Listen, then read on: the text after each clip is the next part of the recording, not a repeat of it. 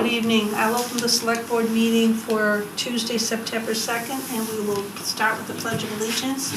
I pledge allegiance to the flag of the United States of America and to the republic for which it stands, one nation, under God, indivisible, with liberty and justice for all. Thank you, everyone. We did open at 5 o'clock with executive session, which was adjourned at 6:15. We are now back in open session. I just want to let everyone know the reorganization of the board will take place at the next board meeting, as Mr. Cassio is not present this evening. Under announcements and opening remarks, there is a bulky waste day that will be held on October 18th from 7 o'clock in the morning till 12 p.m. It'll be held at Resource Waste, 198 East Street, and I'm assuming details are on the town aware website if you have any questions or concerns. Comments and concerns, we have a very lengthy agenda, so comments and concerns, hopefully we can keep it down to about 5 minutes tonight. Does anyone have anything? John? Yeah, we've had a couple of, actually 3 public work projects, and I think I'd like to get at these somewhere so we know exactly what's going on, and that's Cottage Street, Church Street, and East Main Street. All of these have worked. Some of them are sidewalks, some of them are roads, some of them are water, some of them are sewer, storm drains.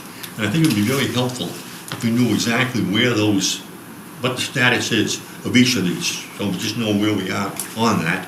And also the time frames that could be anticipated work that's being done and how these things are being funded. I think that would be a good thing to have for all of us. Do that for the next meeting? I'll defer to Stuart as to when he could have it available. Yes, I assume you were asking in writing, which certainly can be for the next meeting. Okay, Right. okay, I can talk to you about it. Yep. Okay, fine. Thank you. Comments and concerns, anyone? I see someone has their hand up. Oh, Ann? Whoever you are, Ann? Oh. That's just me. Yeah. That was the cursor. Oh. Yeah, because That was Stuart's cursor. the hand is usually yellow, I think, right? Yeah. Does anyone, Can I know do you you mind guys are doing a standing, little. do you mind standing up and giving your name? It's hard when we have to record. Jane Agnew. Yep. I just, my thing is, you guys are doing a fantastic job of marking up the roads again, putting the lines in. Could you do by the, out by the post office? Because when you come out, you don't know whether, I know you go this way, but does it go this way too, or does it go, it doesn't have a, I you know, assume the you're arrows? talking about a right or a left turn? 'cause Yeah, I was Yeah. well, watching you know, it. I know you take the left turn, but is that the line to stay in the straight, or do you stay in the left lane to go straight or turn? So that is a private, are you talking about specifically coming out of the post Yeah. office? That's private property. That is. So I have to talk to them, huh? Yeah, either the post office or probably Walgreens. Because it's confusing, because some people are in this lane and they turn this lane and it's not that. I would assume, I don't know who the property owner is. Is it Mark Andrews? He's all the way to that. And he's not there. I have a contact at Walgreens, I can Okay. ask. Okay. Okay, All thank right. you. Anyone else under comments and concerns? Hearing none, moving on. We have, under the consent agenda, toll road, we have 3. We have 2025-02, actually 4, 25-02 Knights of Columbus for Tootsie Roll Drive on October 11th from 8 o'clock till 12. Intersection of East Main, Main Church, and South Street, similar to the toll roads. Special event permits, we have 2025-21, a Good Neighbor Day kickball and ice cream event, September 27th from 1 p.m. to 3 p.m. located at Grenville Park. 2025-22, Halloween in the Park, October 24th from 6 till 8, located at Grenville Park, sponsored by the Knights of Columbus. And then 2025-23, Wreaths Across America, December 13th, with the rain date of December 14th, starting at 10 a.m. and covering all the Ware cemeteries and the placement of wreaths, similar to what is done across the country. I need an approval, please. I'll make a motion to approve the consent agenda as it has been listed on the agenda. Do I have a second? Second? John, I have a motion and a second. All in favor? Aye. Aye. Yeah, so these are all approved by the police chief and supported by the town manager relative to having the insurance. Thank you, John. And then under scheduled appearances, we have people here from the American Red Cross who are here to present a life-saving award to the fire department. May I have you come forward? Sure. You can just, right there is perfect, thank you. Can you just address us as to who each Yeah. individual is?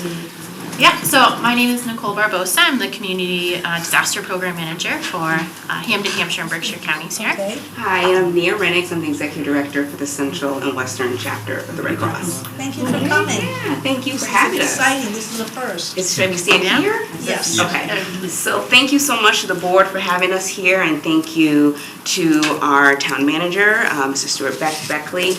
We are here to give a life-saving award out to the Ware Fire Department. But before we do that, we want to give you a little bit of background information as to how the Red Cross has come to this determination of this life-saving award. So at the Red Cross, we have an amazing program called the Home Fire Campaign, and many of you guys may have heard about it, may be familiar with it, and some of you it might be new. But this program runs throughout the year. This is where we give out free smoke alarms, bed shakers to the deaf and hard of hearing, carbon monoxide detectors to families who are in need. And we do this in partnership with our local fire departments. We complete a form, so every house that we go to, that we do this assessment with, we complete a form. And when there's a fire call, it goes through our National Red Cross dispatch. And they cross-check to see if it's a home where we installed smoke alarms. If it is, then they notify the region, which is Massachusetts, that there may have been a life saved. The region then follows up by investigating. We talk to families, neighbors, friends to kind of gather all the details. Once we have all the information, we send it back to the national, and they confirm whether it qualifies to be an official life save. And we're happy to say that this was an official life save. So we want to recognize the outstanding efforts that made a real difference in our community by honoring the Ware Fire Department with this life-saving award. So through a collaborative effort between the Ware Fire Department and the American Red Cross, smoke alarms were installed in several homes as part of our life-saving initiative. And one of those homes was later impacted by a fire. And because of this, Chief Martinez, along with his team, we're honoring them tonight because of that person who did identify as being able to escape in a timely manner because of those smoke alarms that were installed. So thank you so much, and if you want to come on up, Chief Martinez, we'd love to honor you with a life-saving award and a certificate. This is awesome. You want to hold? Sure. Okay.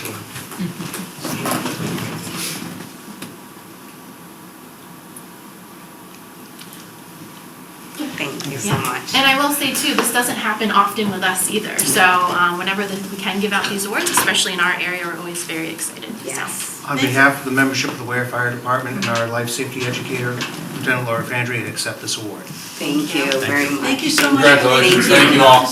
Great job.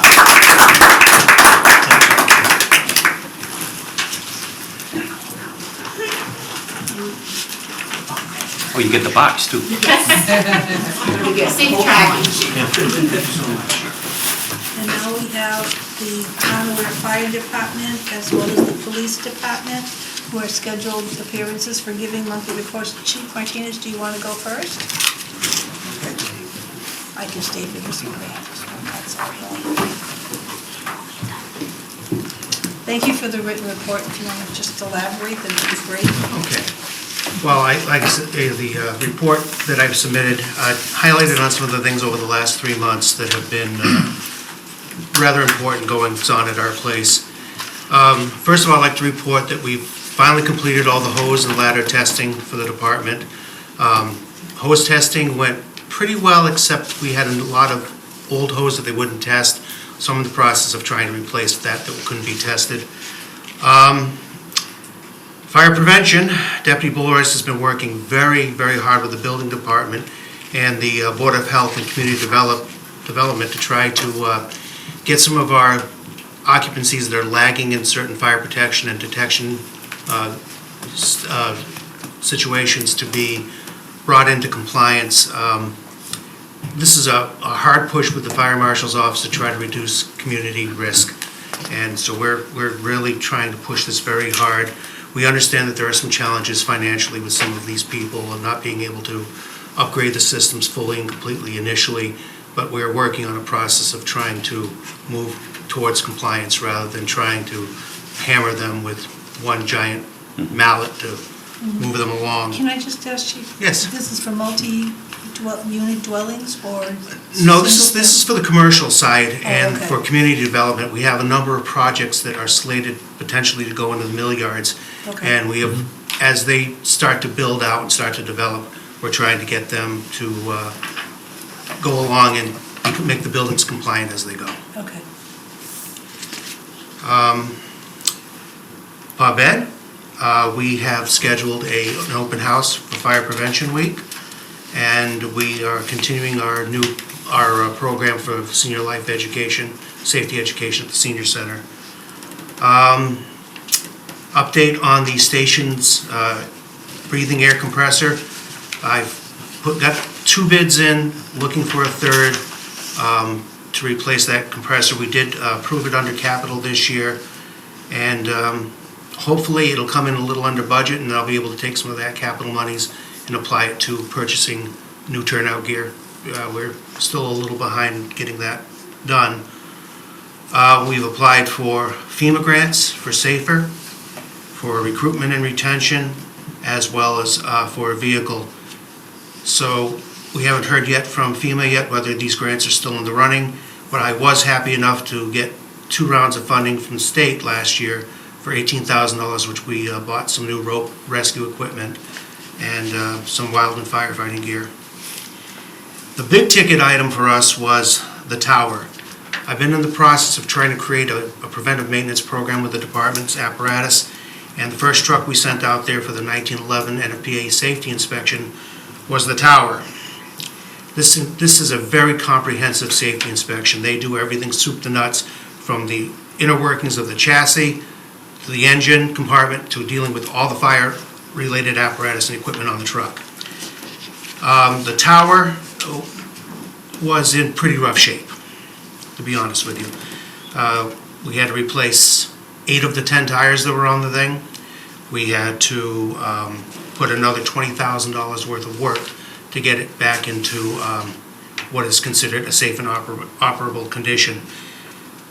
We've had a couple of years now where the tower has cost us a great deal of money to repair and maintain, and I have asked that it be moved up on the capital planning as the next piece to be replaced within the department. What's the age on that piece of equipment? That truck is 2007, so Okay.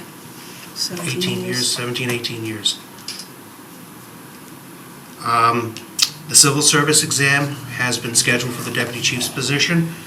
It's currently open to all 5 of the appointed lieutenants in the department, and it has been scheduled for November 15th, and the application closes on the 16th of September.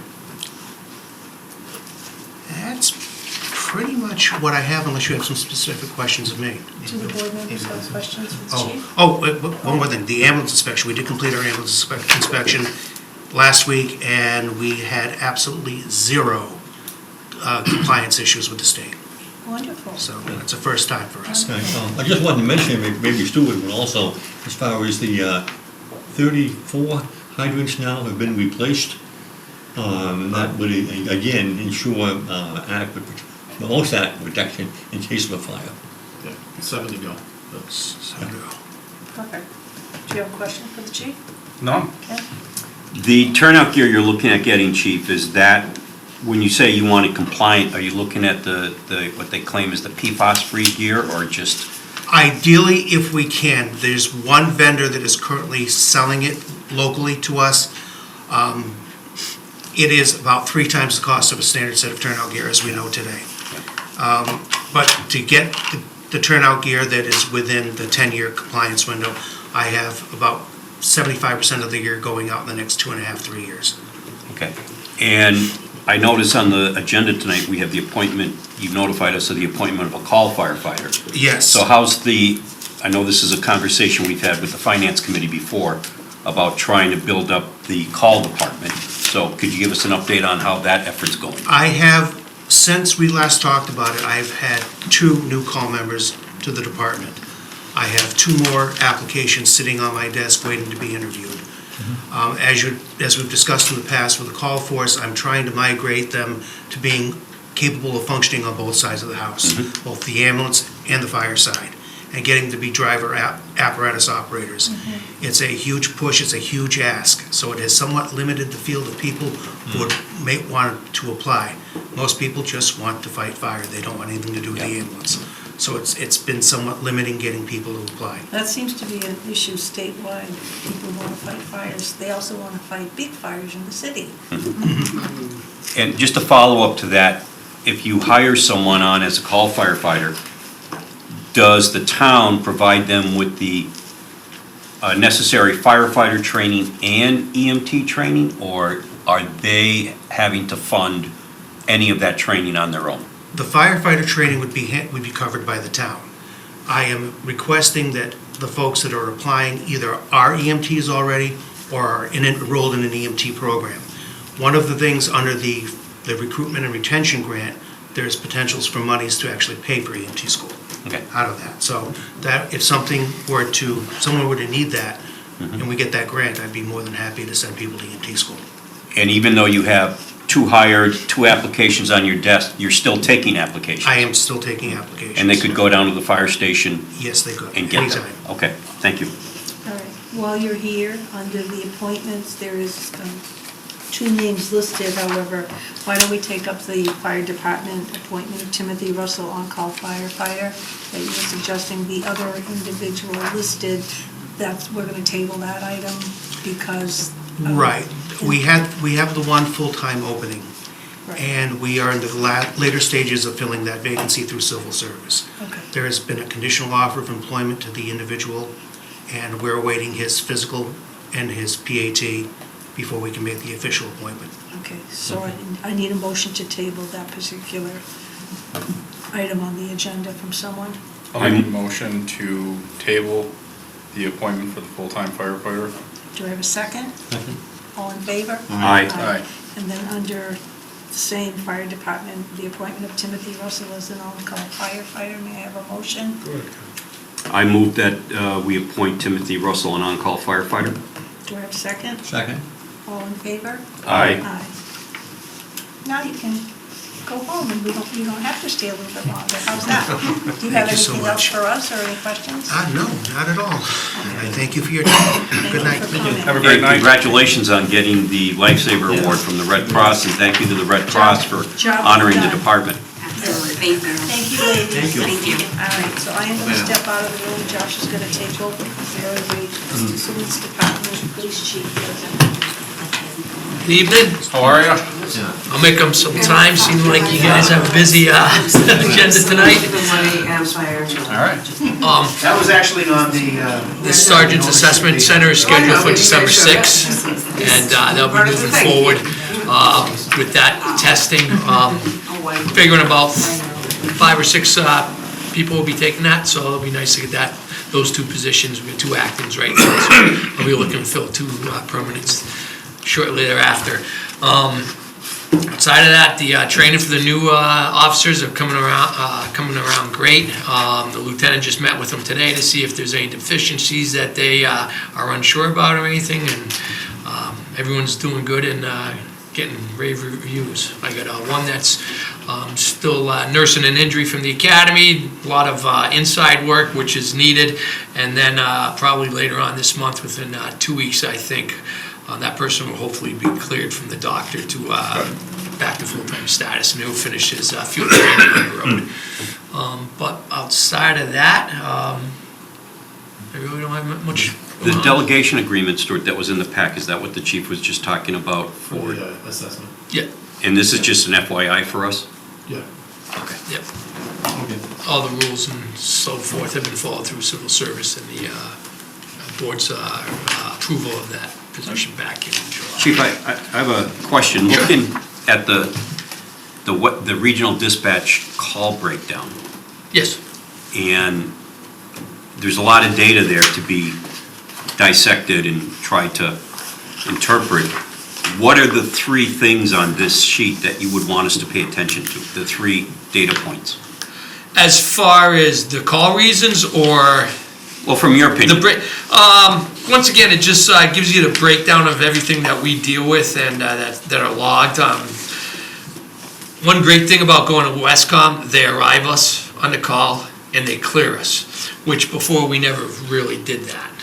So it shows how much time officers are spending on certain calls and so forth. So like domestics, if I can find that one real quick. Those are usually one of our prominent calls for service monthly.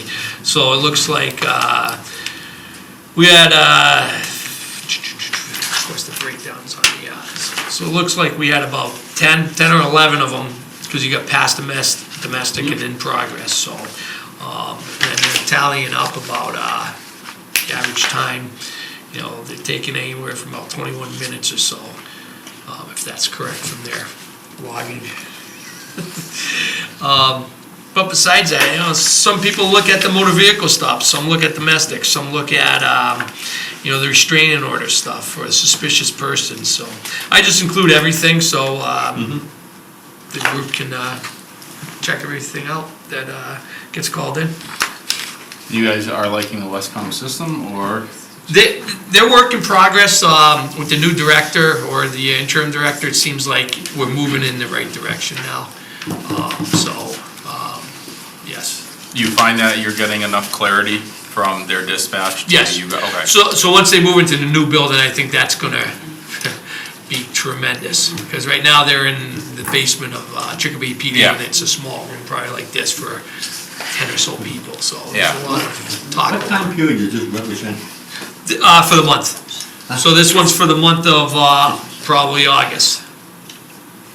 August, okay. These are done monthly, is that what you're Yeah, saying? I submitted monthly to you, yes. Okay. So, But, no, very good, Chief. Does the board have any further questions for Chief? Hearing none. Nope, Very good. nope. Good job. thank you, Stuart. Chief, have a Questions for great me? evening. Thank you. guys, have a good one.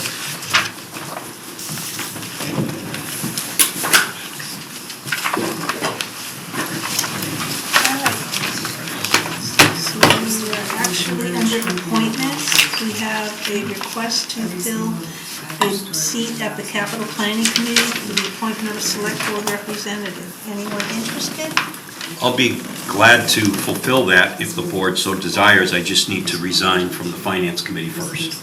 That would be wonderful. Oh, I'm sorry. I hate to, you do I'm not going to not- resign from the finance committee till I have someone to take my position. gonna say, So we because- don't have quorum issues. Okay, because there is no need for you to even resign from finance, although your plate would be full. It would be full. It would be full. But if the board's amenable to that, I'll be glad to take the capital planning committee. I'll make a motion to appoint Ken Willett to the Capital Planning Committee as our select board representative. John, do you want a second? Second. Hearing no opposition and no one else jumping forward. All in favor? Aye. Aye. Congratulations. Thank you. Congratulations. Yeah, one more. Much as I would like to. Under new business, we have a request for a sewer abatement, 80-82 South Street. You all received a lengthy report, let me just get to my paperwork. And we have Ken. Have you all met Mr. Collar, our think- interim DPW director? Good evening. How are you, One sir? of our last Good, meetings, so but nice thank to you meet for you all. coming, it's good to see you. It's you. So, I don't know who wants to lead on with, there was a lengthy report that came Yeah. from the resident, Tony Polano, with regard to 80 and 82 South Street.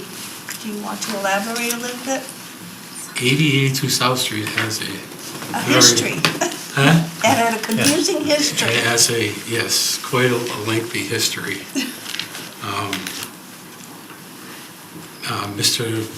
Polano's contention is that he has no leaks on the property, and he's being overcharged. Can you speak up a little bit louder, please?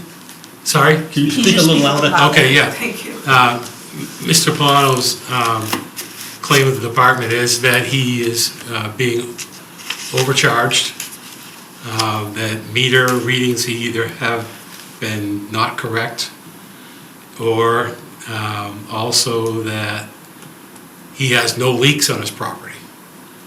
We have been, at least since I've been on board, doing weekly profiles on the property where the guys will go up, the water division employees will go up and listen on the services to hear for leaks and stuff, and then look at the profiles as they come in through the radio read in the software system. And we find that there is still a leak present on the property. Number 80 seems to be under control recently, as it's not showing a bunch of extraordinary usage, but number 82 is still showing high usage, which is what is being considered the main meter of the property. One of the things I came into stepping into the position is that I guess prior administrative assistants and or directors were allowing he has 2 meters, it's a duplex that has one water service coming in. The main meter, it comes off the service coming through the wall, then the main meter feeds number 82. There's another meter teed off of that after that meter that goes to number 80. What they were doing was, apparently it's a relative that lives on the other side, Mr. Polano, is my understanding. And what they were doing was helping him with the mathematics of deducting the meter from number 80 from number 82. When you say they? The administrative town assistants, personnel, okay, yes, that's town what I wanted to personnel show. within the Okay. water division, sorry, should have cleared that. Trying to help him with the deduction of it, trying to figure out who owes what to what. When I came on board and saw this was going on, it's like, this is a very confusing practice just to begin with, so I totally understood that. I sent a letter to Mr. Polano saying that the department would no longer be doing that subtraction for him or tracking that second meter. We're only interested in the main meter, the first meter the water goes through. Right. Okay, right. Whatever the homeowner wants to do after that is up to them, unless it's an irrigation meter, in which case that meter is used for the subtraction or deduction of sewer Right, from it. right. Okay. The history so far on the property seems to show that the complaints start once the bill is driven up to a high amount, through, whether it's through lack of payment or whatever it is. Then the complaint starts. They have done, previous directors have done a abatement or a reduction in his bills to try to soften the blow, as it were. There's definitely leakage still happening on that property. The foreman in the water division was able to do a walkthrough with Mr. Polano at one point in time prior to my coming on board, and found that there was a shower that was just basically running. Mr. Polano has contended that he's had plumbers go on the property, and the plumbers have said that there are no leaks. We've asked for verification of who the plumbers are. We'd like to hear from the plumbers themselves. Who are they? What's going on? He has consistently stated that he would provide that and has not to this date. Other than that, that's what's happened. I have documentation I can provide to the board that I brought with me. There's bill adjustments, there's a history of emails here, going back as far as, I believe it's 2023. We have profile results that show this shows usage on the properties and the breakdown coming from the water system software itself. email correspondence back and forth, and then there's an index showing on. We also have pictures of meters. And so we have a pretty lengthy history of what's been going on. He's still contending that there's issues with it. Stuart and I have talked earlier today that we'd like to dive into Mr. Polano's math on the amount he feels he owes or doesn't owe a little deeper, just to try to add one more confirmation one way or the other, whichever it is. My final word to him in the board when it came to the separation of the meters and no long subtraction, that he does have the option to appeal to the water commissioners with his complaint.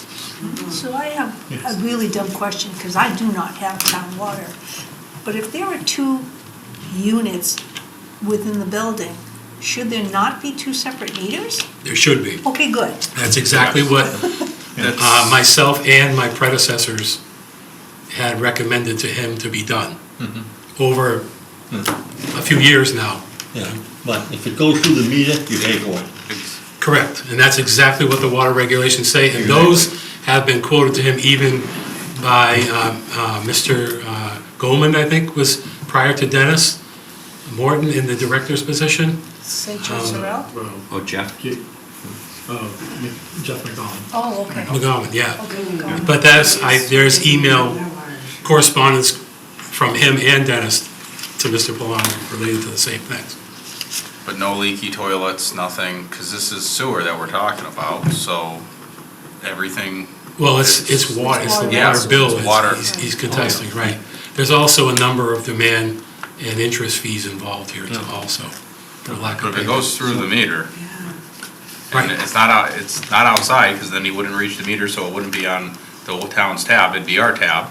Correct. Once it goes through, it goes through. And we've verified that there are no leaks outside of the wall of the foundation. As long as that has been substantiated, I see no reason. Right. Yeah, if it's outside the wall, we can go through the meter anyway. Ken, Right. go ahead. A question on, looking at Mr. Polano's email to Stuart. In the first part, the first paragraph, it says, "The reading of 24,169 represents the usage from June 24 to July 25 for both 80 and 82 South. Correct. And both 80 and 82 have already been billed for the usage from June 24 to May 25. Is that a factual statement? So that's the math that Ken and I want to go over once again. Okay, so that's an allegation, but it's not. So we have a list of all the You haven't payments. clarified that. And we need to match all the payments with all the bills in that time frame Yeah, and see if it matches the usage. yeah. Okay, And then you can also look at your records. and it's, Right. Well, that's what they're gonna do, Exactly. to match up the map. Yeah. The second meter that's in the house, who put that in? I don't know that. Are you going to go and remove that meter? it's a town meter, isn't it? The second meter? I have no clarification on that. I don't know. I've asked that question. I haven't gotten a straight answer on So, well, that. we have a right to know that, who Right. put the second meter in. If he But did that independently, so as to be able to differentiate on the second tenant and what Well- they might owe. He stated in another email to Stuart, on June 7th of '24, both meters located at 80, 82 were replaced.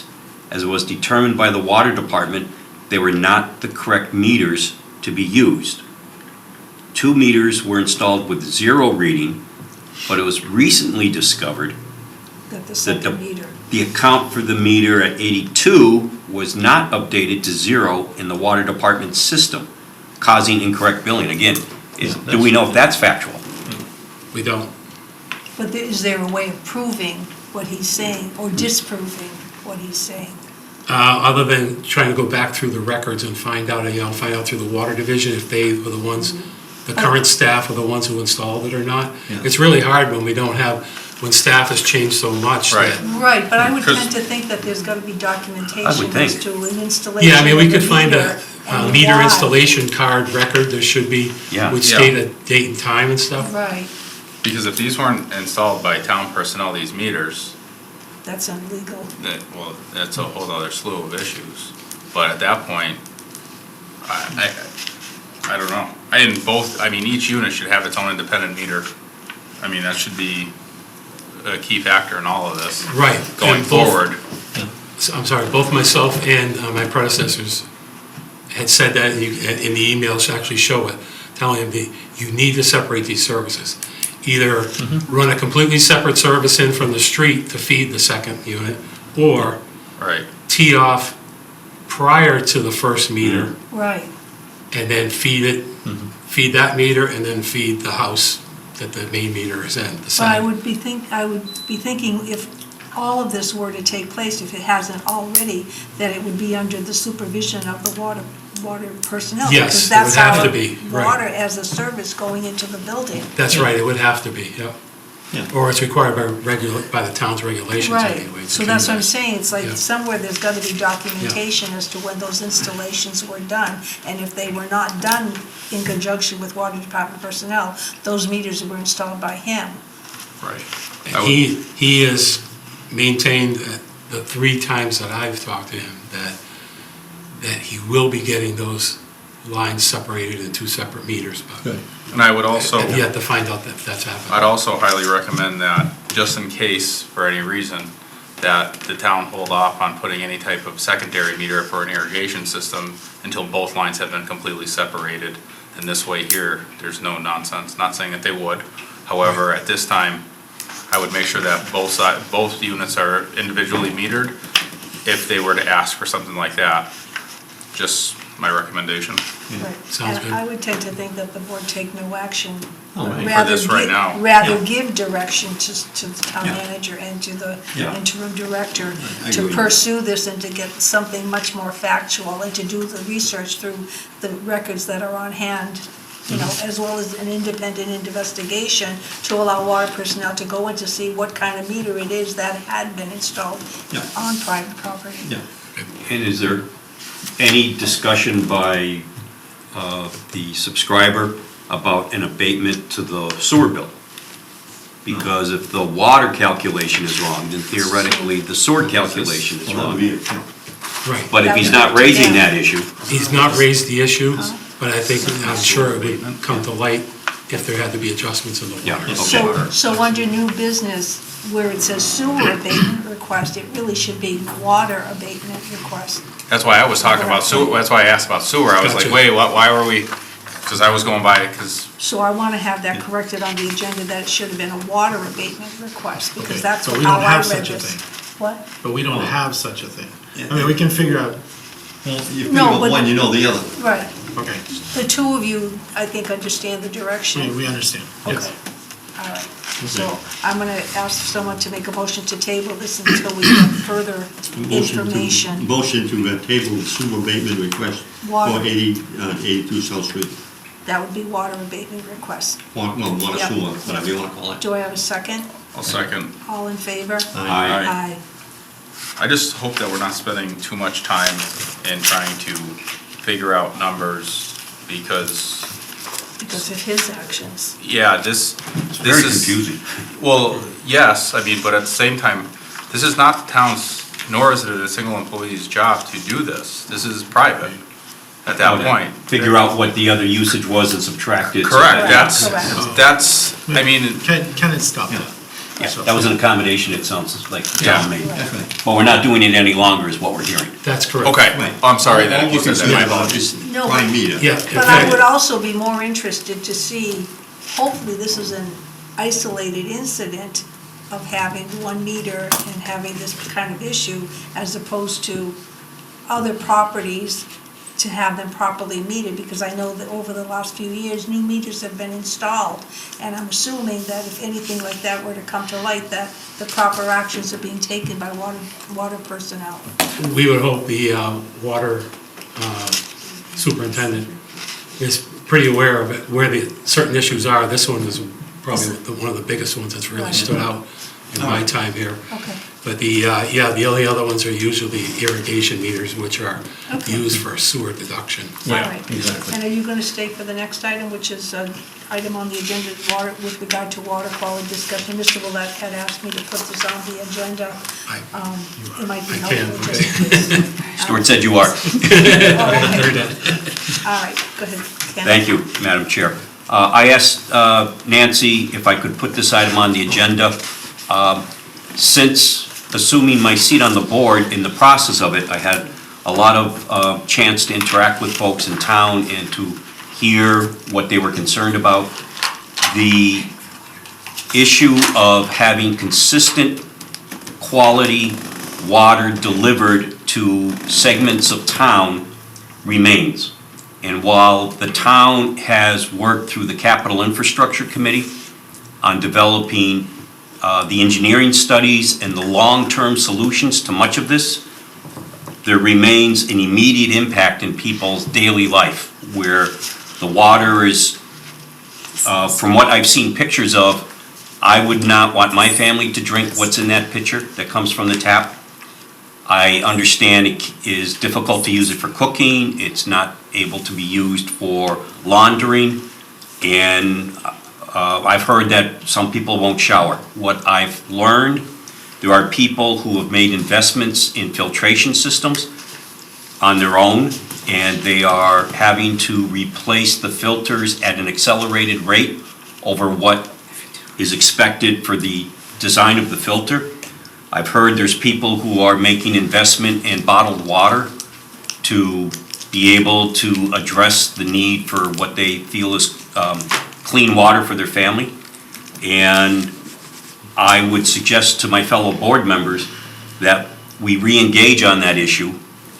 And I have a suggested plan forward of first beginning to develop a survey what areas of town and what subscribers are being subjected or experiencing this inconsistent water quality, to try and get an idea of how much of the system is impacted. The second is to see if we can't develop a feedback loop when people are experiencing it, to be able to record that experience with the location, but also to be able to evaluate it against whatever else is happening in the water distribution system. If there's planned maintenance, if there's a break someplace else or some other kind of work. And the last thing is to begin in looking very diligently at what can be done in the near term to be able to address this on behalf of the water subscribers.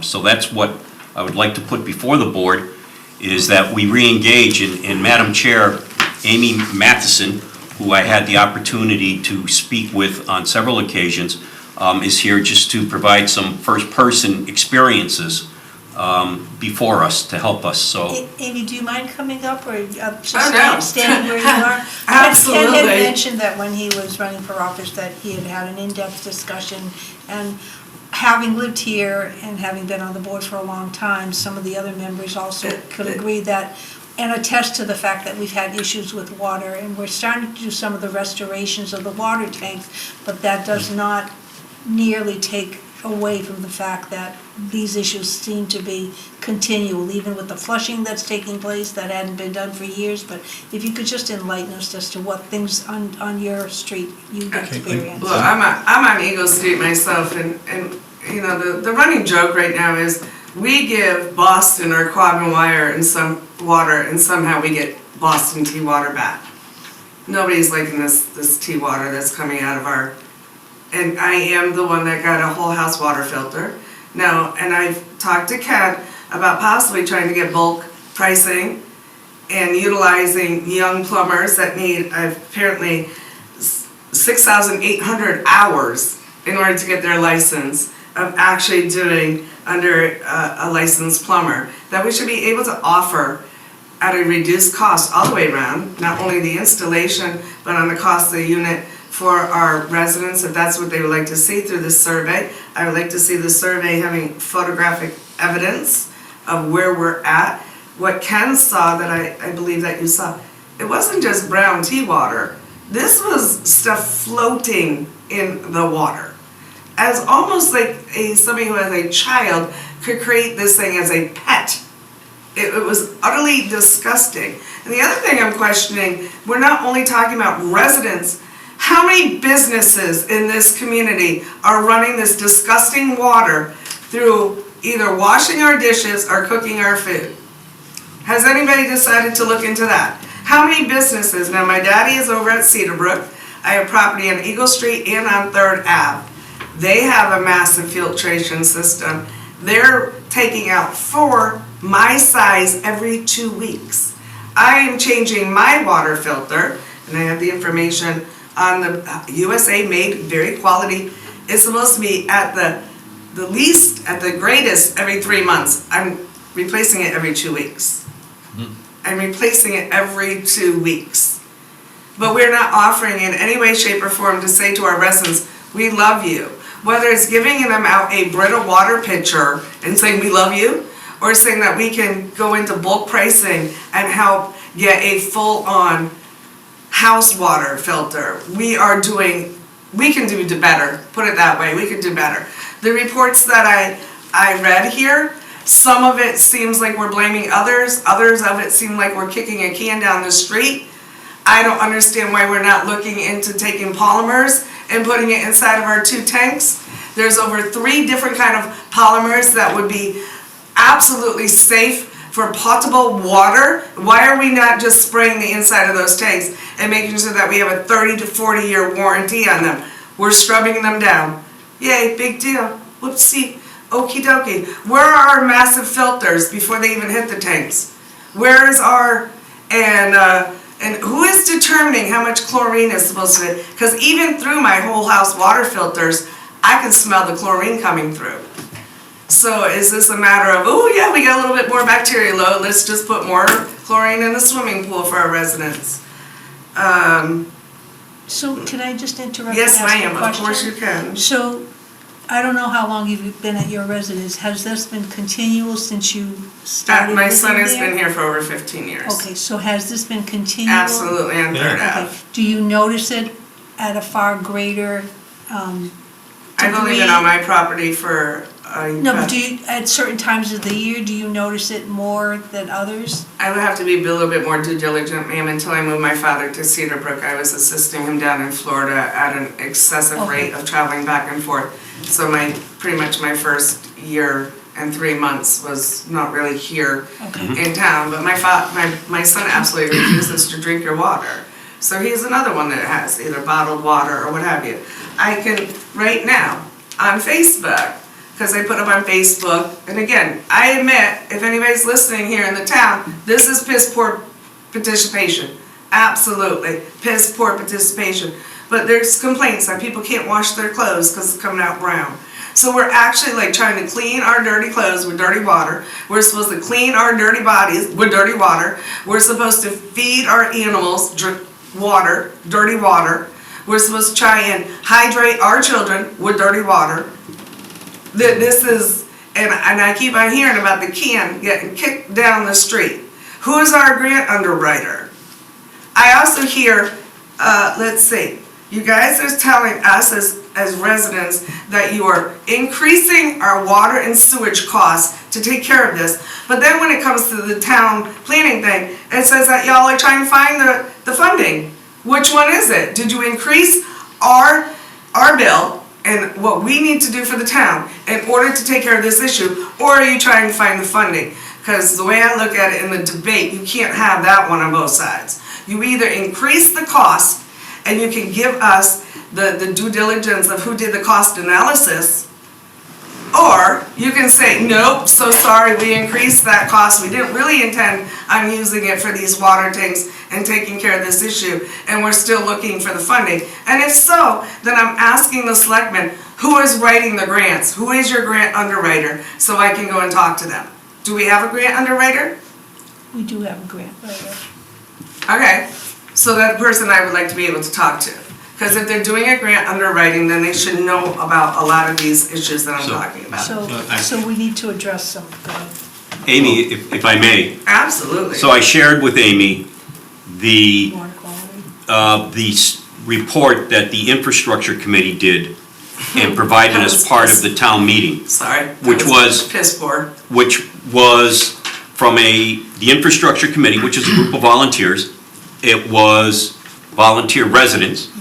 It was a narrative that described what we knew about our issues. what engineering analysis had been done and what the plan was to address those issues, and that was part of the conversation at the last annual town meeting to fund the $4 million to do the tanks. Yep. Which is, and they are going to be doing the inside of the tanks as well as the outside. With a polymer, or are we just I- doing it for I 4 don't know million? that- If you're going in there and No. just doing a sandblasting, then I'm gonna. No, they're doing more than sandblasting. They're gonna prepare the inside of the tank. Again, I to would like take to care know of, if but- polymers are going up. I don't know about the polymer discussion, that's off my, and so, and she has looked at the 2023 water quality report and the 2024 I haven't water had quality a report. moment to read. So she I cannot has speak looked at about those, so she has access to that information. And I think she provides some firsthand experience of what this situation is like. And just in my close, Yeah. yes, sir. Well, I'm Yes, just gonna John. say the fundamental problem is cast iron pipes. They've been put in maybe 80, 90, 100 years ago, and they reached the end of their normal service life. And that is the primary cause of the colored water. Now, in the beginning And of not the this floating, no, sir. It's not. The floaters that are in the water has nothing to do with rust in our water. The The what? absolutely disgusting video that a woman shared up on Facebook with literally things that look like, the only way I could describe it at the moment, sir, was seaweed. Brown seaweed that has nothing to do. That is a filtration issue. And again, I'm asking, does the town have filters before the water hits those tanks? Chicopee, I believe, just had, your engineering team, I believe, just did a filtration pump house for Chicopee, I believe. I would have to I can't answer that. revisit my education. But I can tell you, right now, we're looking at replacing some of the cast iron pipes. And as this takes place, that will reduce the red water that we presently see in the water. My water also has stuff Right. in it, sir. I was hoping to drain a portion of my filter to bring it in so you could actually see the sediment that is in my water. It's not just brown, there's sediment in my water. Yeah. But Okay. irregardless of whether we're gonna take care of pipes, we need to take care of our townspeople now, by the end of the year, by offering them good filtration systems for their families. And I'm gonna just leave this on this note. While I read this paperwork, I have read a couple of things. The town in this paperwork is calling water an asset or a resource. I'm going to let the town know, as far as the Constitution of Massachusetts goes, I consider it my right in the state of Massachusetts to have clean water. That is my constitutional right in this state. And I will be more than happy to work with Ken and try and have amazing solutions. But on the other side of the debate, I'm more than happy to make sure I have copies of a Board of Health complaint for every single citizen in this town that wants to complain about their water.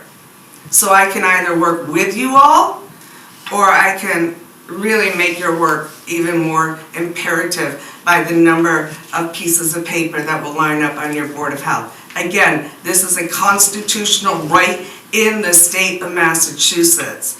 And I hear what you're saying, John, but that's not gonna help out people tomorrow. That's not gonna help out people having an amazing Thanksgiving dinner and making sure that the water that they're using to prepare that dinner is safe for everybody involved. Well, that water is safe. No, it's not, sir. Not Do your you drink opinion, it? but technically- John, may I please tomorrow bring you a pitcher of water from my house and ask you I to can drink show it? you.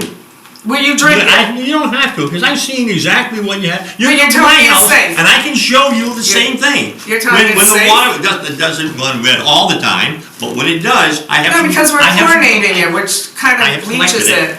And I stir the water up, and you see the discoloration. Yes, sir. But from a health point of view, please don't tell me that it is. Please don't tell me, sir, it is not. Well, it As is. there's extra sodium in our water. In this report, it specifically says that townspeople that have certain medical issues should be well aware, and one of them happens to be with sodium. So please, sir, do not tell me that this water is not completely safe. In your 2023 report, it specifically says that there are 3 different chemicals that are coming through, not to mention all that other lovely plasticky stuff that we have. So please, sir, do not tell me that water that actually has floating debris in it is safe for human and or Amy? animal consumption. Hey. I thank you for your time, sir. Oh, no, thank you. leaving, there's no easy Yeah. fix at the present Yeah. time, but we've started to address an issue that has for too long Absolutely, not been ma'am. I addressed. absolutely agree. It's gone on far too long. We've kicked the can, and we can do better, and we need to do better now. And I'd like to bring it back to the board, the select board, to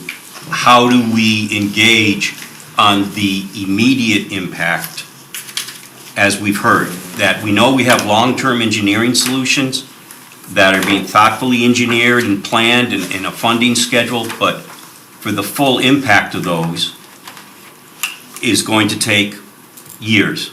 And how can we engage to do something to address the short-term impact now? And if we've looked at it already, then what have we looked at? And if we haven't looked at it, then perhaps we can engage. I don't think there is. May I approach? Yes.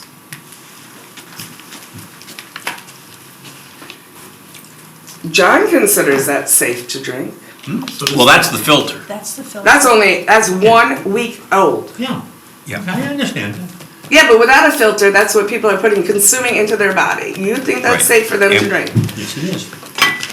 I think you're wrong, sir. Well, you show me the documents that I'm wrong. I'd like to see it. But back I'll be more to, than happy. I mean, Back- I'll be more than happy to get my water tested, my Back to the filters tested, sir, reality. just for you. Back to the reality, it has been a long time coming where we had a separate water and sewer commissioner meeting. I think this is a separate meeting where we can actually dialogue and try to come up prior to the meeting with a few solutions, because there should also be a complaint line. There should also be a place where residents have the ability to send an email. They should also have the ability to know that, yes, their situation was reviewed and or looked at, where we can give some kind of response. I don't know how the rest of you feel. Yes, ma'am. Is that what you meant? I'm just gonna listen for, Okay. Is there something that we can do as a town and help costs with such things as filters and for residents? I mean, is there something out there that can be done? 'Cause Yes, that's sir, absolutely- DPW, that's- it's called bulk pricing. It's called It's- bulk buying. It's absolutely disgusting, That's actually. the water. but what What she she just showed showed. and how her filter had worked, and the amount of sediment and stuff that it did its Right. job So that's collecting. where I thought Mr. Bullet was going. And- Yeah. And a couple of years ago, you may remember, Mr. Smith proposed at least doing a pilot project of that. Correct. Yes. So, yeah, But I mean, there is a way, it's just, Doing it. But I think it bears some investigation as to what it would cost. right, it's just, Go ahead. and we're already struggling with revenue in terms of the increases that this board has put forward are intended for the long-term projects that Mr. Willett just said are gonna come over the next 5 years. Correct. So diverting some of that money, I'm not, yes, Hold yes, on. you can't say it doesn't have a cost, it does have a cost. Oh, I know That's it what I'm does, proposing. but I think that's where we need to do a little bit of investigating and research to see, is there a way that we could do this? Or is it going to be cost prohibitive? So, hold on, let's do it. this is not even what I'm proposing. I'm not asking the town to pay for it. I'm asking the town to be able to help reduce the cost so homeowners are able to afford it on their own. I'm asking the town to do bulk pricing, maybe through the DPW. I'm asking the town to go find the young students that need their hours underneath a professional plumber, because they all have to do hours underneath the plumber in order to get their own license. I'm asking, again, for bulk pricing, the ability to have the town be able to buy the copper piping for us. Is what I'm asking for. I'm not asking for the town to give anybody a handout. What I'm asking for is to be able to reduce the cost of my $1,000 whole house filter to maybe around $400 to $500. And again, bulk pricing brings down the cost because I bought one unit. But again, working maybe through the DPW or wherever else, the town is able to use that buying power to bring down, which is about a $300-ish filter, the one I got, the unit itself, it's about $300. So if we can do bulk pricing, we can maybe whap that thing down by 50% to 150. If we're able to use students, young people that need to get their hours in, and we're able to reduce the cost and possibly find if there's lovely people in our community who have retired, who still have their master license for plumbing, who are willing to say, yes, I'm gonna help out. Not only the student who wants to come up and learn, but the residents. Not only for the student or the youngster, could they actually have real hands-on experience going into a house, looking at the house, understanding what kind of materialist that they need to put together, is what I'm looking at. I'm not asking for the town to pay for this. Am I asking maybe for one or two little Britas? So if we know somebody who's having a hard time, they can say, hey, the town loves you, where cares? Maybe that would have been a better tagline than the somewhere we're seeing. But that's what I'm looking for. The fact that where cares enough to try and help us reduce the cost, not take care of it for us. So, go ahead. I was going to say, Ken, from your experience, have you ever encountered a similar situation in your career? With this, with the water, Yeah. the way it is, no, honestly, because Ware is one of the, I think it's one of two towns, maybe in the East Coast, that still operates a cistern. You know, very antiquated, and that's part of the reason that the cistern is part of the reason that the iron and manganese in the water, Yeah. causing the browning and some of the sediment, is so high. It also triggers the need to jack up the amount of chlorine into the system to try to Yeah, one offset. drives the other. One drives the other, and we've been told not to And all it eliminate the does is leach cistern. the water. And I've said that was part of the problem from the onset when we started the Right, infrastructure committee. but these are things that have happened over a long period of time that the town is engaged in working on correcting the problem while also trying to stay within the parameters of the current restrictions with PFAS and all the other things. The water treatment plant is running at pretty much max capacity, trying to keep up with the quality, to keep it within the parameters. I mean, water is sampled and tested every week, and the state has to make these approvals, otherwise the town would fail in the water quality, and then every resident would be notified, depending on the severity, 24 to 48 hours. But did not these, and I hope I say it right, did not these things start happening more predominantly when the water quality issues and the increases of, say, usage of chlorine and all the mandates, did that not increase more sediment running through the lines and everything because of all the extra chemicals that were being put into the water? I don't think so. I think the offset of trying to keep the cistern within parameters is having the chlorine, but it's something that's happened over many years, if not decades, of just basically not keeping up with maintenance, whether it's a financial constraint or whatever the situation was. So now you have A combination of a lot of yeah, it's kind of issues. combined to Right. build up to this Right. point. So then when you do go out and you start doing flushing and stuff, it pretty much just, what we call riles up the system. Correct. And gets everything going. And to John's point, if there are, and I'm sure there are, cast iron mains out there that have probably never been scraped and relined Correct. to take some of that, to clear that sediment out and scrape the pipes off, you reline it and they're like brand new again, hence taking that part away. But when you do that town-wide and however many miles of pipe and services you have, you're talking something that's gonna take years and years And a lot of to money. catch up with. But that doesn't negate the fact that we've got to start addressing That's correct. slowly And I'm sure there are certain sections of towns that are worse than others. Absolutely. Okay. The 2 water tanks going into rehabilitation now, Church Street was started today. They started draining it down to get it ready for the rehabilitation, both inside and out. What does rehabilitation mean? Excuse me, I still have the floor, please? Of course. That rehabilitation is a good start. Also, looking at getting the 2 wells that were drilled a number of years ago, Back on. but never finished and put into service. The town is, through the engineering firm, I believe, is working on getting these wells Up and online to get them in service.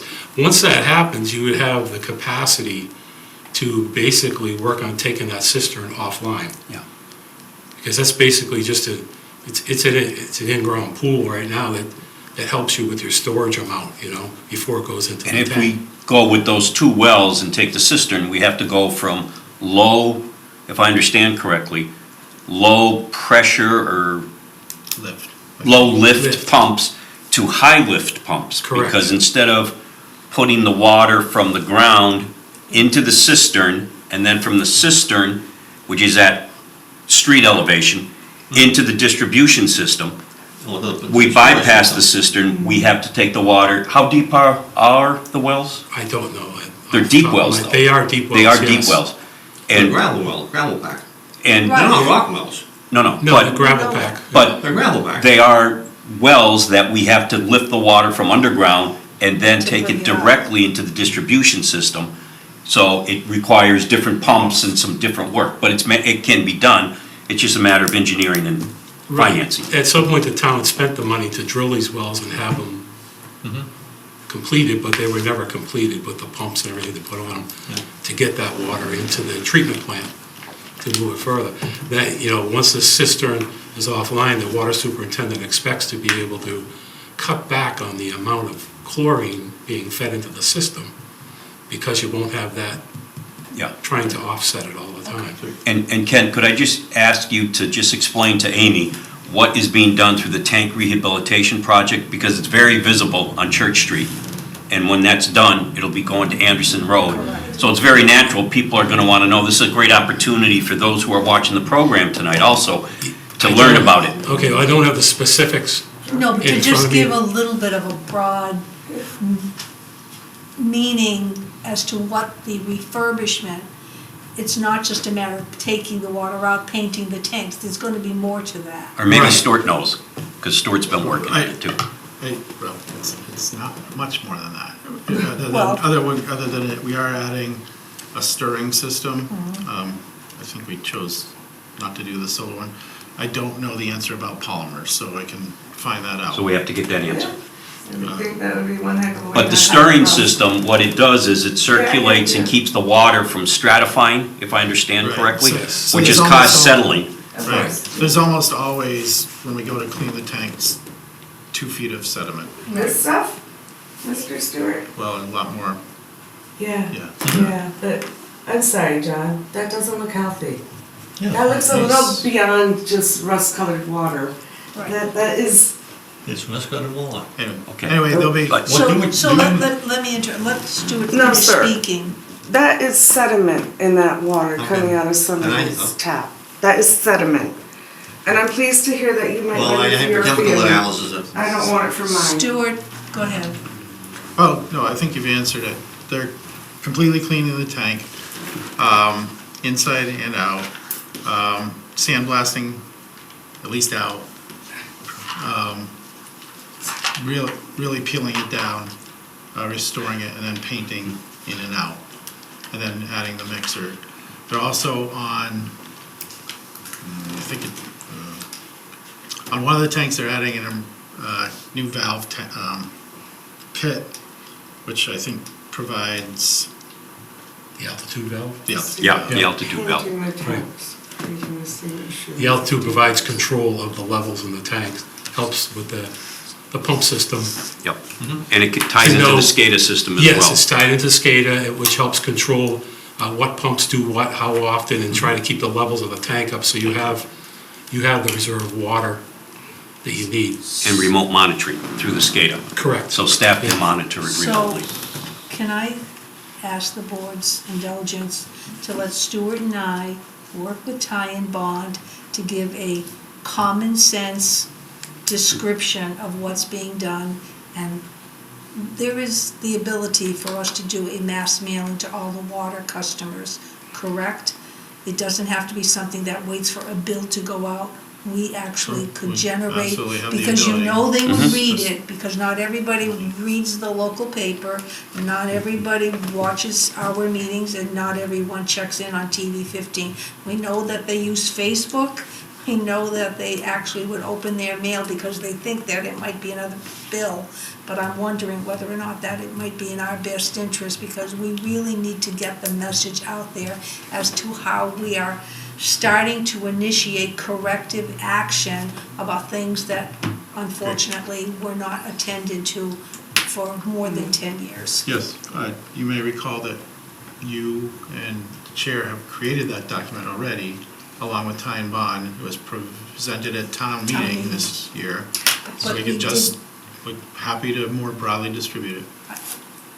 I think it would be in our best interest to send out. I absolutely agree, we have to educate our subscribers as to what we're doing, but I would ask, Madam Chair, how do you want to approach looking into the short-term impact and moving forward on that? I would like to see us schedule a water and sewer commission meeting where we can delve into that and do some strategies as to how we can move forward in the best interest of the users. And If I may, Madam Chair, as part of the question you've asked, Ken, my experience, when I was in the town of Randolph, helping them with their lead service line inventory, one of the things Randolph did, because they had failed water quality testing a few times, and had to do a couple of boil water orders and whatever the other problems were, they installed a system at the Public Works garage. I believe it was an osmosis system, and it was a water station, a public water station, where people could come, and they did very regularly, because I was working in an office right by there doing the inventory. They would come with the 5-gallon jugs, whatever, and fill them with this filtered water right there, and then take them back to their homes for use, whatever they were doing. If they felt that their services were not up to the quality that they felt they should be, until the town could, same type of thing, same type of processes here. They're working on getting the system back up to speed and things going, so. I mean, I think it would give us more time to do a little bit of research as to some of the issues that she's raised for Stuart, any of us to write down some of the things that we feel need immediate addressing and how we can simply address those. There's not an easy cure-all for any of this, as I say. Right. We are. No. I would certainly be willing to check with the DPW director in Randolph to find out how they came up with that station, if that was through grant money or how that came about. All right, so I probably will check dates or whatever, but probably at least by the first or second week in October, scheduling a separate meeting. Okay? Okay. So check your schedules. Okay. Amy, thank you for coming and for Absolutely, for spending it would be my time. pleasure to work with the town and Okay. try and help resolve this. And again, there has to be an immediate short-term issue, because I understand that we live in New England. It's gonna take a little while. But I'm not asking for the town to pay for stuff for us, asking for the town to use its resources in order to reduce the cost for us. I appreciate that. Thank you very much. Thank you. Yes, ma'am. All right, thank you, Ken, for staying too.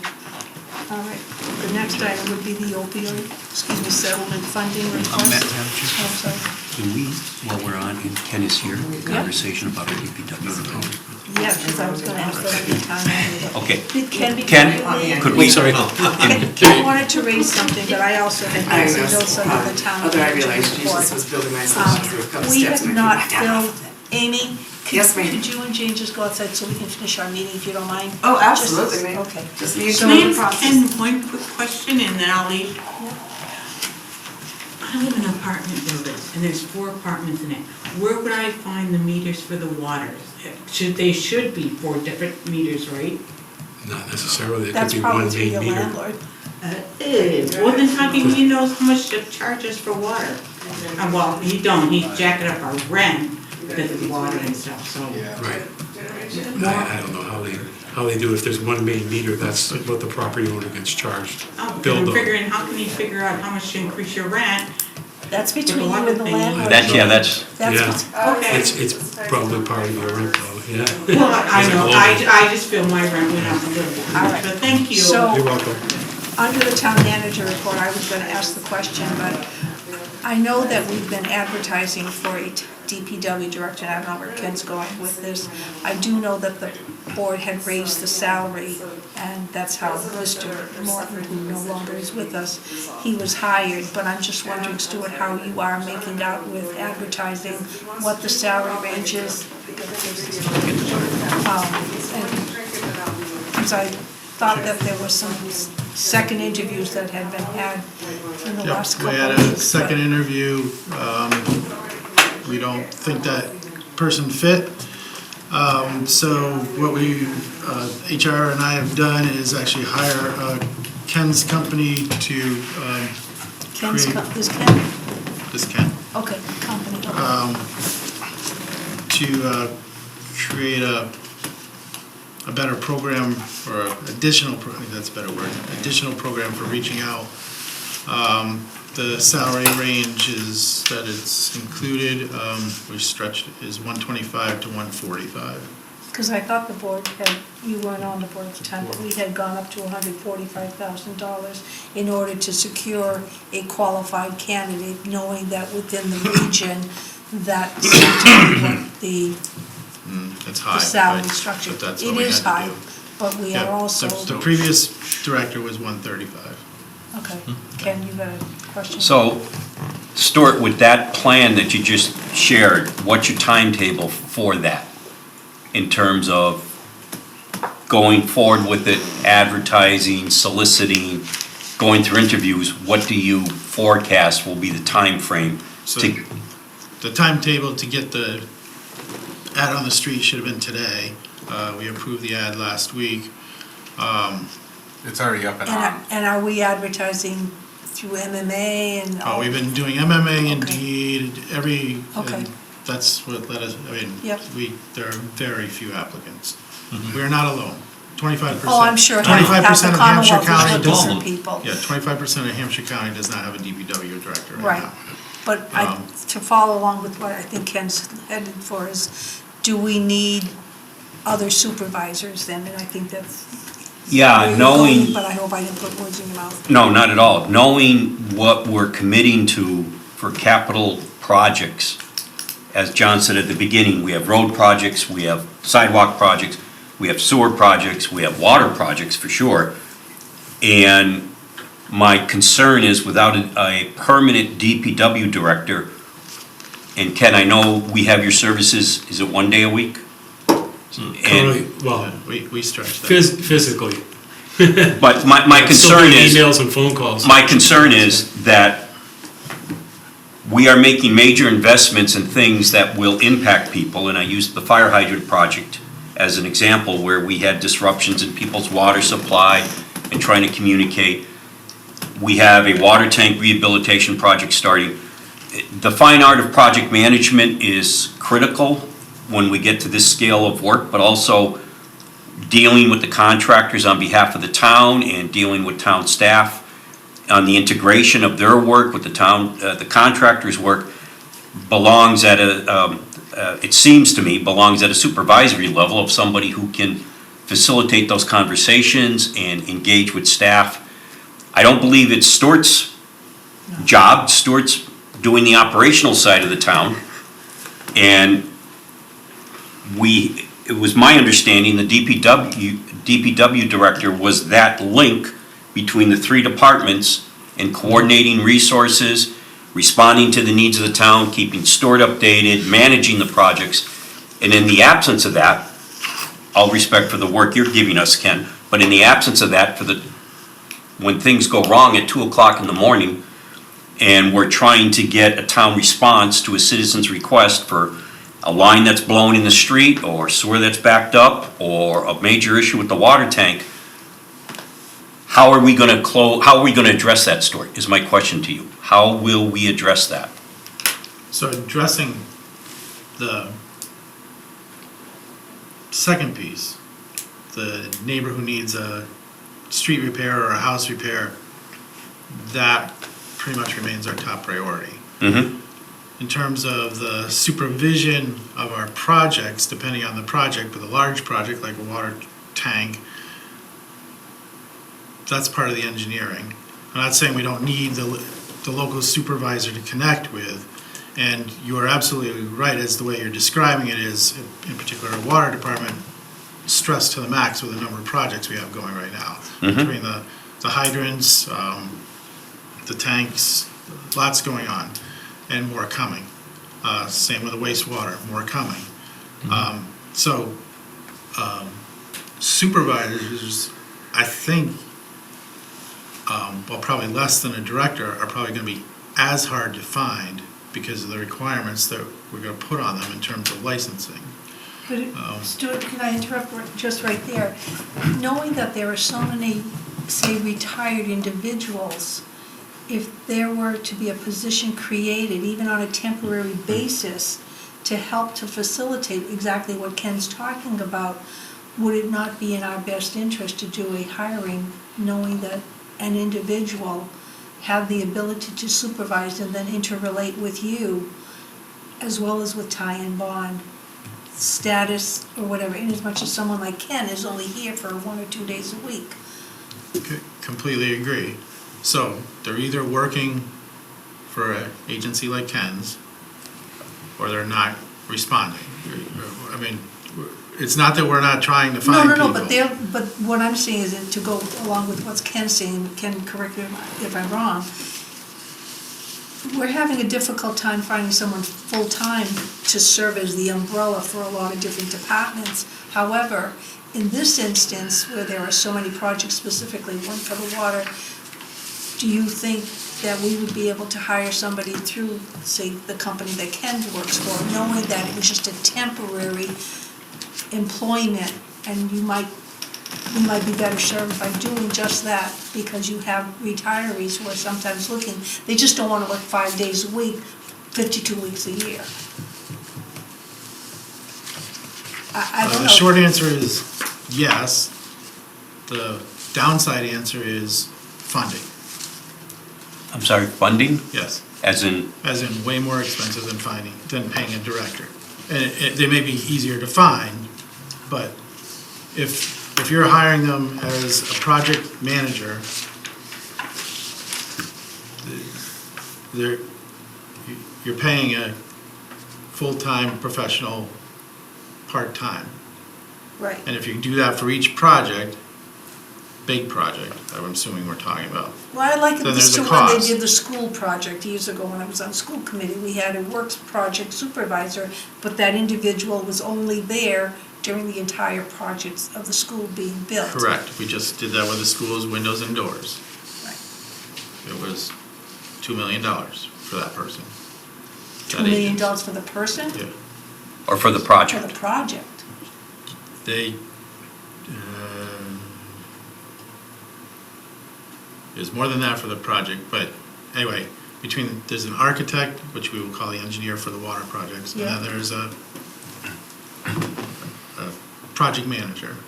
And if we're looking for the project manager, I'm just saying I'm happy to find them, but really our project manager for the water tank, for example, is Ty and Bond. We just need, it sounds like something to take off the load of our water Right, it sounds like they're supervisor. available by phone call, but they're actually not on site, am I correct? The contract has someone on site. Yes, they are on site. Okay. So it sounds like that's covered from a construction and engineering for the project, and my concern is that linchpin between the contractor, the town staff, and the community.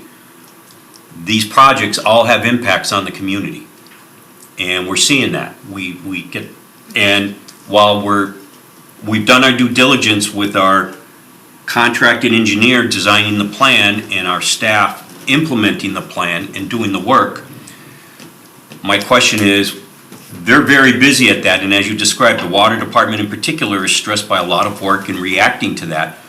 Who is kind of overseeing it to coordinate, to project what might be the impact and develop a plan to address that impact, whether it be communications or preparedness. And my sense is that's falling to the two people in front of us, along with the subordinate staff, and it's putting tremendous strain on our resources. Ken, we have your services for 2 days, so to speak, and you already came into that position, I think, with a pretty full docket of work. And Stuart, That's true. you're managing the town, and we're a $46 million enterprise with how many hundreds of employees and departments that you're managing, and who is providing that oversight and guiding, in this case, assisting you in meeting the needs of the community. If we're going to go and contract with a firm to renew the search for a DPW director, how long will we wait? I guess my question, Stuart, is at what point would you come back to the board and say, we're unsuccessful, we need Plan B? What's Plan B? And how long can we wait? I'm very concerned with the amount of projects we have on the docket, and knowing the entire town is working the best it can to support the needs of the town, that we've got to address that gap. Right. So, my belief is Plan B is to have an operations manager, probably one for water and probably one for sewer. Hasn't been requested. At one time, we had one that covered water and sewer. And that's somewhere in between the supervisor's, operators level and the director. Again, I don't know that that's easier to find than the director itself. But that would be my Plan B. And how long to wait? I don't know. No one really knows the answer to that question. I think, I don't think you can afford to wait, yeah, that's, What? but that's So just would my you put- opinion. Well, are you suggesting you would put out all three positions at once? What's it gonna hurt? I would, and I would also make sure that when we're advertising for the director's position, it's no less than 135,000 at the very minimum, not 125. To be honest with you, I think in order to compete in this market today, you're looking at 150. Then you're paying this position the highest in town, and that's not acceptable to me. I don't know, You're Stuart. you're paying more than the police chief, you're paying more than the school superintendent for a DPW director, that's not right. They're managing waste, they're managing highway, they're managing water. You want to tell me that there are those residents that have this water that looks like that you can chew it? I think that we'd have to. The competitive market for some towns is, they're making an average of 140,000. If I know we- what people are paying. But if we want to be competitive and keep people here, we have a retention problem. Everybody comes in and then they leave. They leave in a burst of glory out of this town. Nobody stays. So I guess we're going to have to up the ante and pay people to stay here. is there a downside to putting all three positions out at the same time? Unless there's a big flux of they all apply at the same time, so, no. Ken, from your perspective? I don't think so, because the filling rate seems to be taking very long in many cities and towns, Yeah, but getting people to apply. Holbrook was without a DPW director for 14 months. One of my fellow senior project managers was the intern director there for that amount of time. I just see us not doing due diligence by not doing it. yeah, yeah. Yeah, we, I think I I choose mean, different. we've got to change the strategy because we have so much going, and I want to see us continue to move ahead to benefit the residents of the community and the community itself. Okay, we'll put that out tomorrow. do you have a job description for that? We have the one for the previous where it was combined, we'd have to split it into two. And do you have an idea what the salary range is? It used to be 80, so I imagine it's 100 to 110. I was going to say probably closer to 110. That might be challenging in and of itself. challenging and trying to Same- attract. Same way, the argument of advertising at least 135 is gonna be it's probably challenging, because we've been adding 3 months at 135 and not getting anyone. So, I think, I agree with Nancy that in going with the operations positions as soon as possible and be competitive for our market and what your research shows, but put it out there, and our need is immediate. yes. Absolutely. If I may, when I was in Plainville before I came Yeah. here, assisted in hiring both the director and operations manager there. Both of them came on board because Plainville was closer to where they live. Mm-hmm. Yeah. It really, the salary was, almost seemed like it was a point, but it wasn't a big point. Right. When you have to travel less, it's negligible. Right, exactly, Right. But if, for the operations position, and Stuart, if I heard correctly, that will require some licensures to do the work, which could be a challenge, but on the other hand, if we find a senior operator someplace in the near area who's willing to take that step up and be part of a team at a good rate, we may be able to capture that. And as other towns have done to us, we may be able to benefit by their staff, Yep. Yep. because they've done that to us. That's the market though, it's dog eat dog Yeah. world. That's just the way it is as of right now. Yep. So I mean, we'd be looking for a water operator Water and sewer. operations manager. Yep.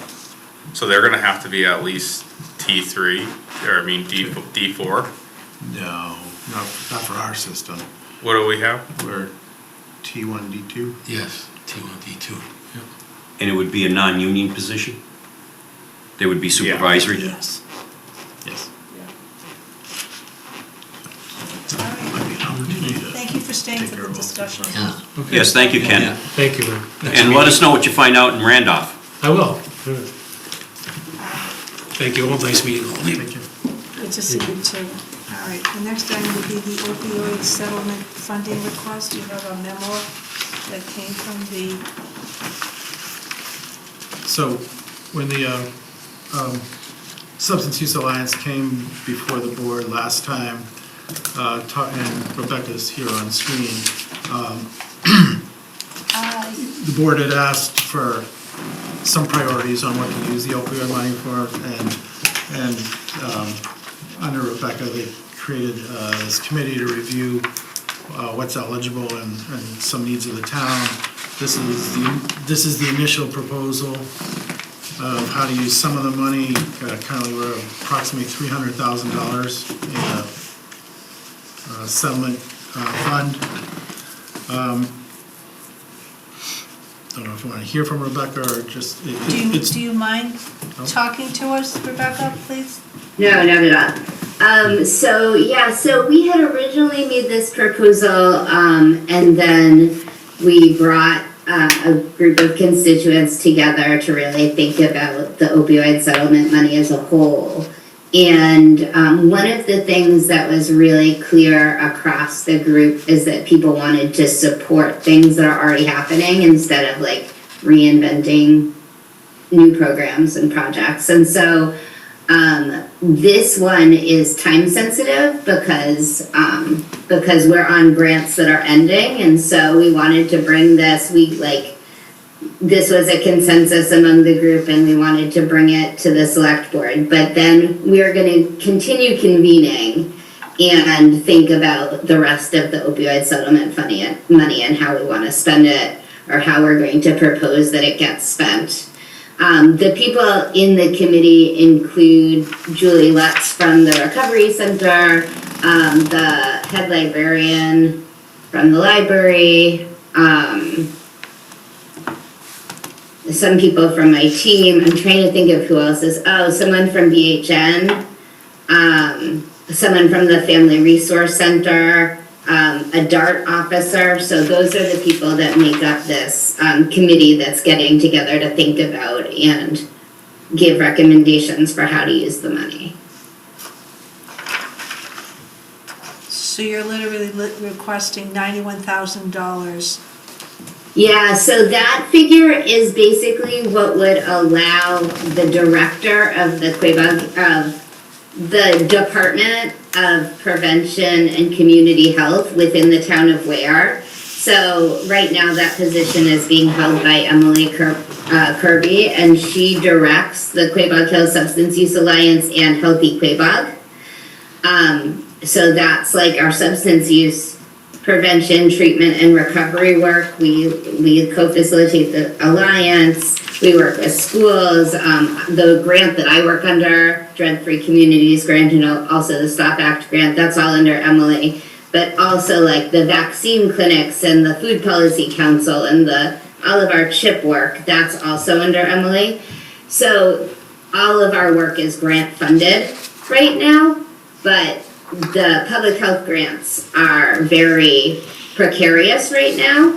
And so when we would normally be looking for the next grant, there are fewer next grants. So this money would kind of ride that director position, so we don't lose the momentum and like historical knowledge of the position. It would maintain that director position, salary and benefits for a year. And so if we maintain our grants, we don't need the money. But if we have a lapse in grant, that's when it would come into play. So Stuart, are you in favor of this? Yes. Okay. But it would be for one individual to serve or to continue to serve in case the grants are not able to fully fund the position. Yes. You may remember the board had actually made a previous approval for half the cost of a van. Yes. So I'm hopeful that the committee will come back.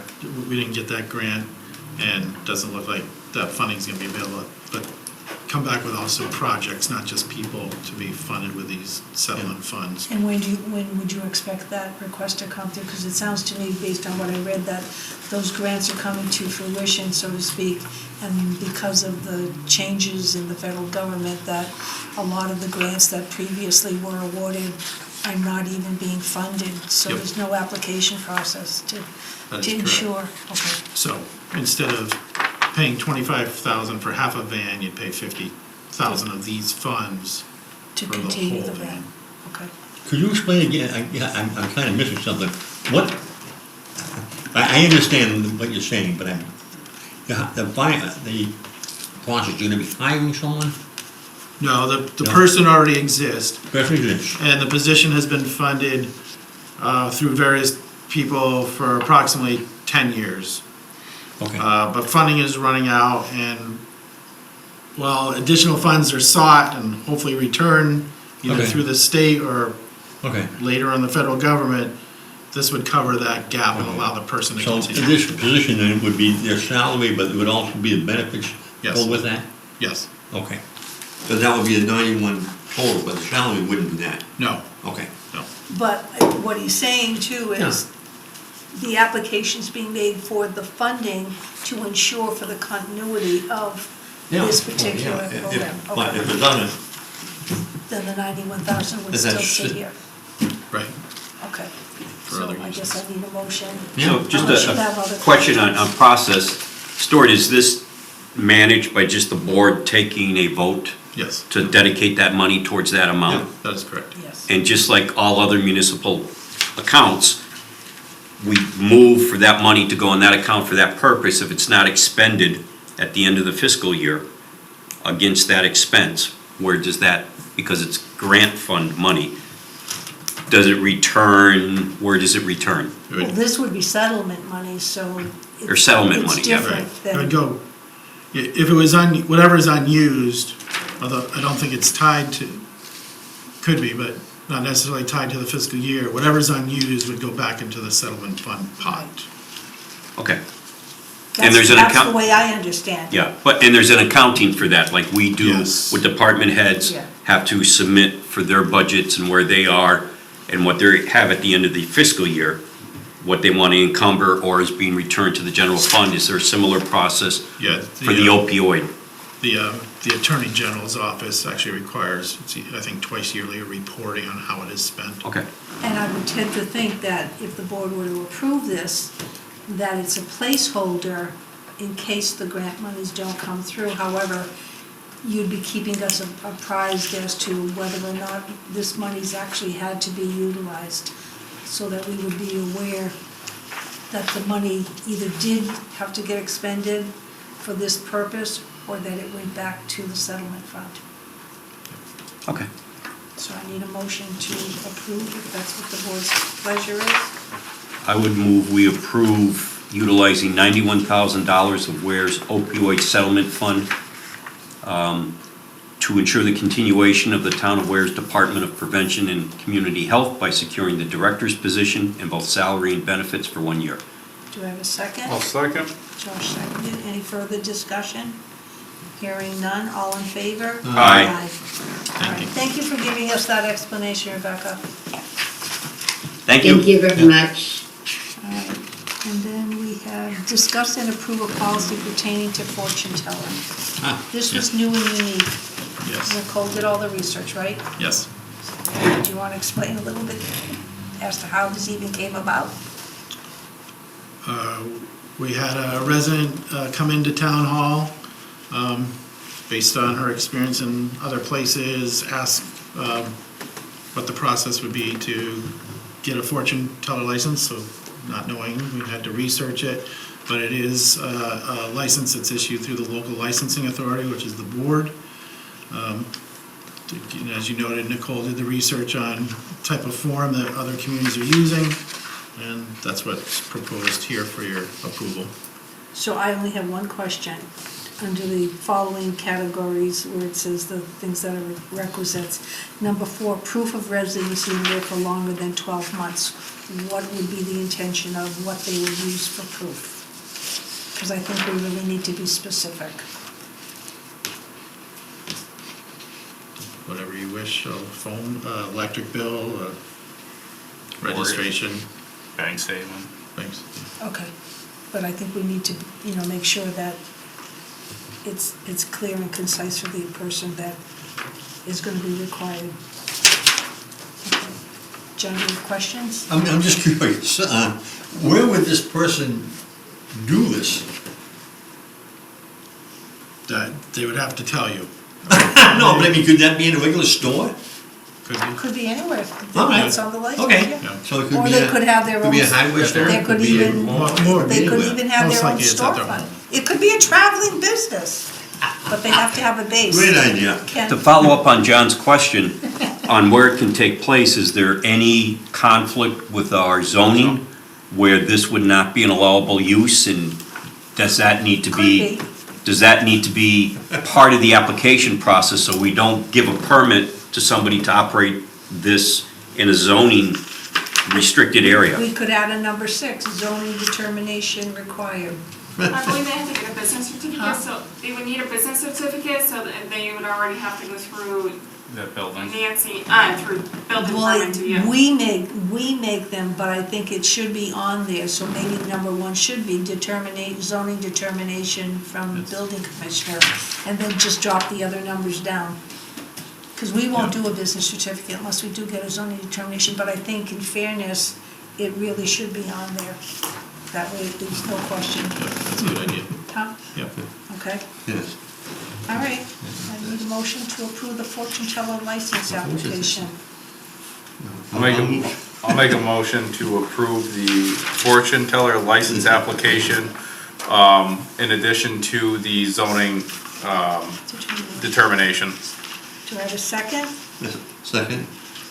Any further discussion? Hearing none, all in favor? Aye. This is a first. It is. Thanks, Nicole.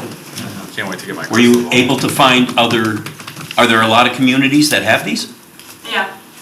Boston, Salem, Chicopee? I would tend to think sales. I see him down at the Big E. Yeah. This little thing. Chicopee. You could do it out of your house, you could do it out of a little Do you know that storefront. people already do this, they just don't have a license? Yeah. Correct. And you have to have a license for every location, it's just not good to one person, so. Mm-hmm. Yeah, it could be mechanical though. Is that what the movie Big is based on? And you put a quarter in the machine. Tom Hanks. Big, Big. my favorite. All right, next item, schedule a public hearing for 92-102 Main Street to be deemed as a dangerous, unsafe, and/or abandoned structure. They have some parameters, but we do need to schedule the hearing. Any questions by anyone, knowing what the field card shows as far as the picture? Or pictures? So is the purpose of our hearing to declare the building dangerous? Yes, and Yes. from there, To follow To- the proper steps. Okay. push the owner to demolish it. And then the building inspector, the building commissioner would attend and provide the evidence to us to be able to act upon. Okay. Correct. This is, Ken, this is the procedures that we have to go through, the steps that we He's go got it, through. yeah. So do we want to look at scheduling this, the next meeting? Do you want to do it next meeting, or do you want to do it, I don't think we can because we have to do a legal Timeline. advertisement, so not this. so the You first have to meeting in notice all October? notices out. Yeah, So that's probably first. gonna be like 14 days, So we're talking, October 7th. October 7th. yeah, I like it. I know, I won't be here, I'll be remote. I prefer the second meeting in October. You Okay. can do it whenever. All right, so we'll Second's do, even better. Yeah. so it'll be the 21st? Yep. All right, so I'll make a motion to schedule a public hearing for 92 and 102 Main Street to be deemed as dangerous, unsafe, and/or abandoned structure on October 21st, 2025 for 7:30. You wanna go that late? Our meeting starts at 6:30. Oh, that's right. How about if we do 6:45? Sure, I like 6:45. 6:45. All right, do I have a second? Second? All in favor? Aye. Aye. And Stuart, that's the building we did an appropriation at town meeting for the demolition of if the building owner was non-compliant? That is correct. Okay. Yeah, it's really, despite how it looks on the street, it's really two buildings. Yeah. It's got a small stuff. It's one owner though, single owner. That is, How's the history with that owner? Have they been responsive to? not in the past year and a half, they have not been. And are they delinquent in tax payment? I'd have to check, he's off and on, so I think he's checking with Ashley about a month ago. I don't think he's up to date this year, but other than that, not far behind. Okay. All right, town manager report. Thank you, Madam Chair. Thanks for that. Based on the comments of the board at the last meeting, did check that it is possible to still update the hazard mitigation plan, and they will incorporate the two comments from the board about map readability and the description of the 1940 state flood system. In describing that, coincidentally, we just received a draft copy of the revised flood insurance maps for comment and review. So we've distributed that to conservation and building. I have a printed set on my desk. Some of them needed reference, but they're, compared to what they used to be, they're quite colorful. They're basically aerial maps with a flood on top, so much more useful.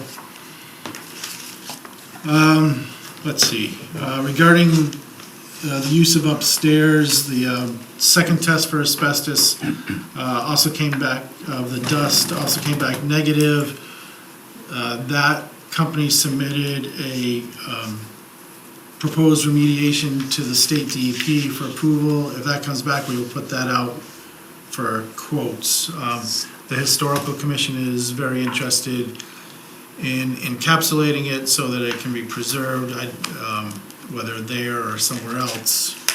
Do I have a question? Yep. Did we file at least an initial claim with our insurance because of the impending cost that it could take for doing any of this stuff?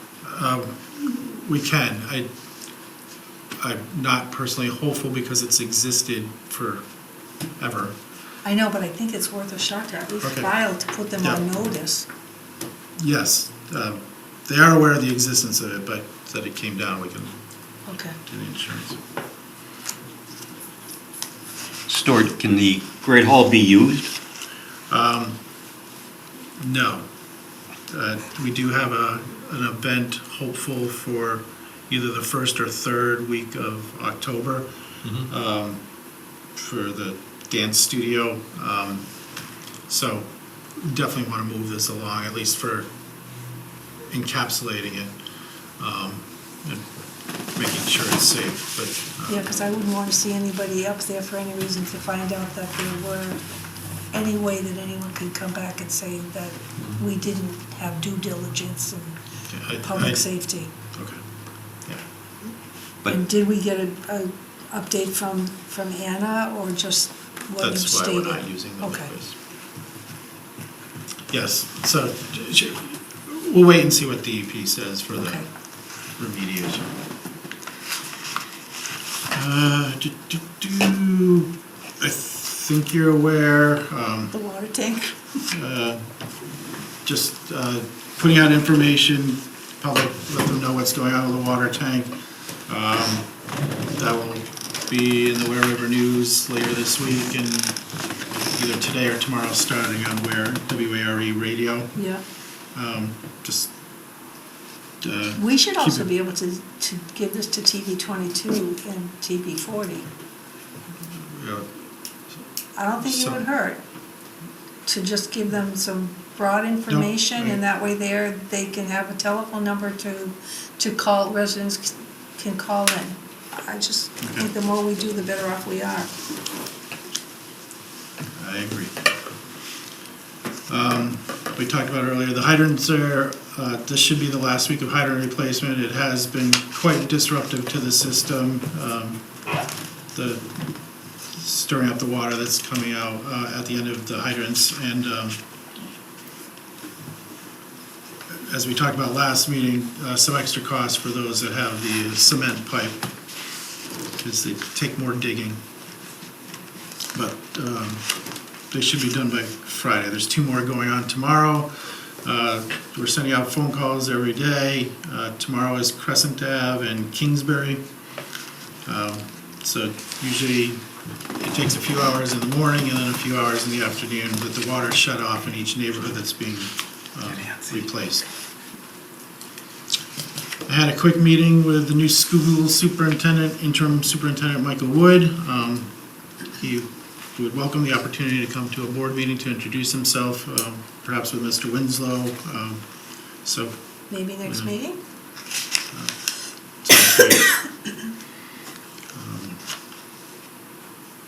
Let's see, we talked about the senior center, are moving forward with that bid, and then that wall and foundation repair to fix the cracked walls will be necessary before we move forward with a grant for putting in the mini splits throughout the building under the Green Communities Grant. We did apply for a park grant for the resealing of the Gravel Park roads. This was last done in 2016. That raised some questions with the state, but we got some very good answers from the chip seal company, and they verified the price. So good shape there. That we should hear about that in October. And with the assistance of the DPW and Health Department, we did 2 successful perk tests. The soils were great for possible locations of the new restroom at Grenville Park. As you requested at the last meeting, the Parks Commission is available to meet with you at your next meeting on September 16th. Bless you. Bless you.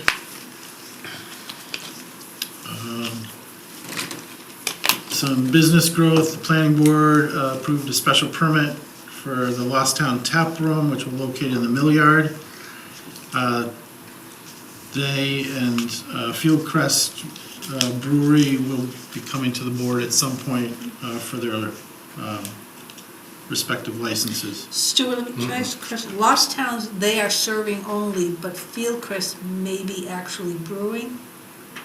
Yes. Okay. I just wanted to be sure, because That is the current understanding. Okay, A very small amount of brewing, right. but I think that's a requirement.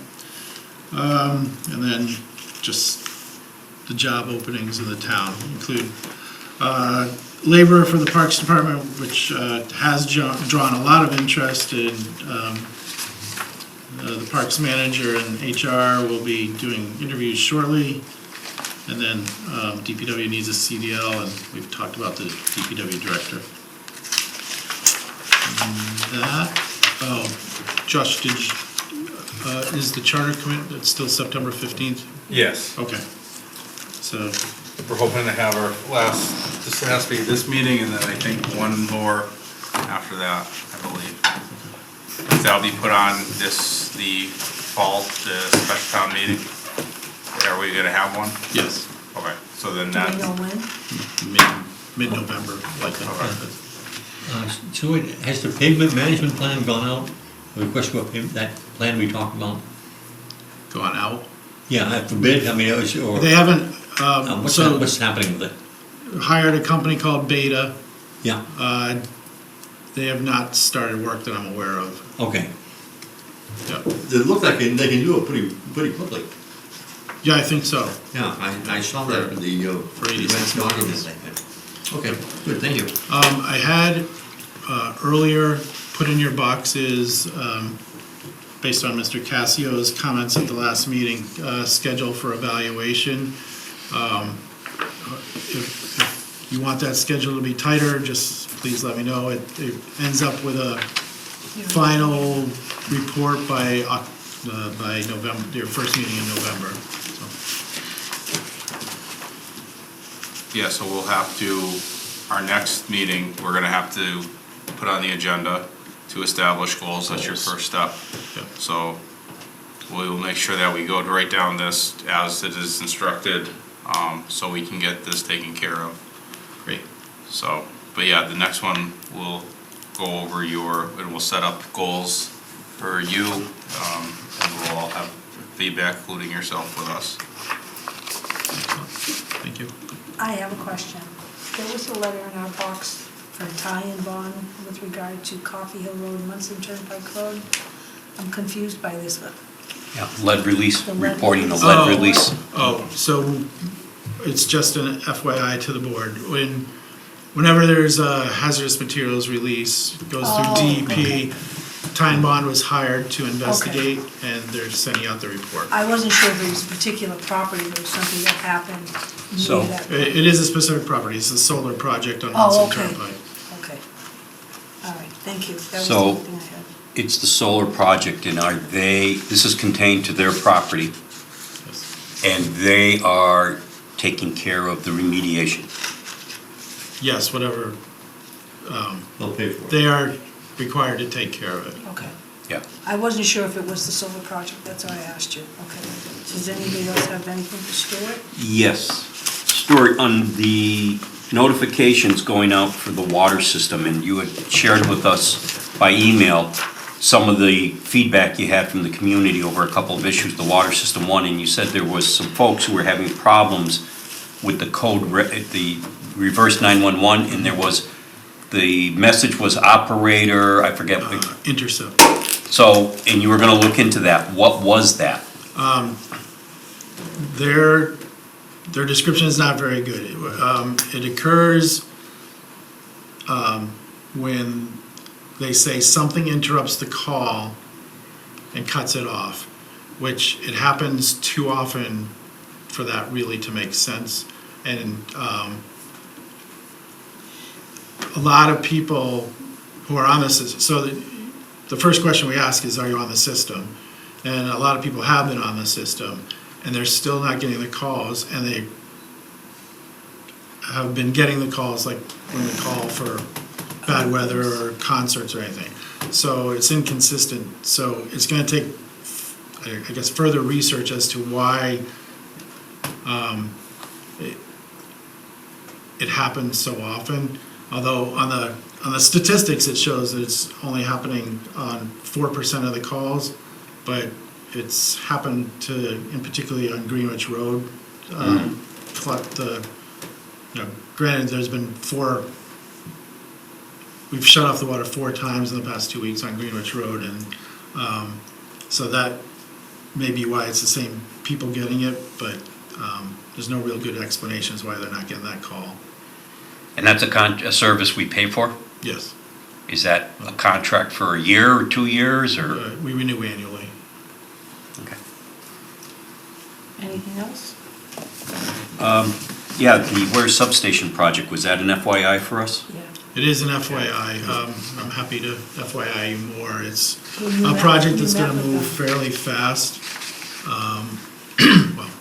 Well, it's gonna start fairly fast. It's gonna last 4 years.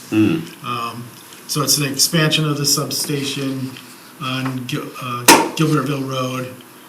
It's gonna be a doubling of the size, and a lot of that is to allow for solar expansion, capacity for solar, as well as some of the resiliency. But you'll see there, although it's a very tiny map, it involves a lot of pole replacement throughout town and in other communities, and I think on this plan too, a lot of the poles will be, I think 5 to 10 feet taller. But other than that, there'll be replacements, and they'll have to come to the board for those replacements. And for the downtown area store, it's hard to tell, like you said, the map is kind of small, but it shows the downtown, and it does show some activity. I'd be interested to know So- what the work downtown is going to be. So I had in my office, and no one has looked at it, it was a huge binder that thick that came months ago. There also, a couple months after that, I had a box with huge maps. I have no reason, it was so that if the public was interested, I have no reason, and I know that John Prentice from the Health Department and Anna, and I know you, Stuart, too, I finally gave it to Anna because she can set up on her table, so if you're interested, the maps look like they are huge, so if you want to take and stop in, I'm sure that Okay. it would be much more feasible for you to look at that stuff there. Thank you. Anything else? That's all, folks. Okay, then I need a motion to adjourn. I'll make a motion at 8:32 to adjourn. Do I have a second? Second? So, All right, Aye. aye. Aye. thank you, everyone. Thank you.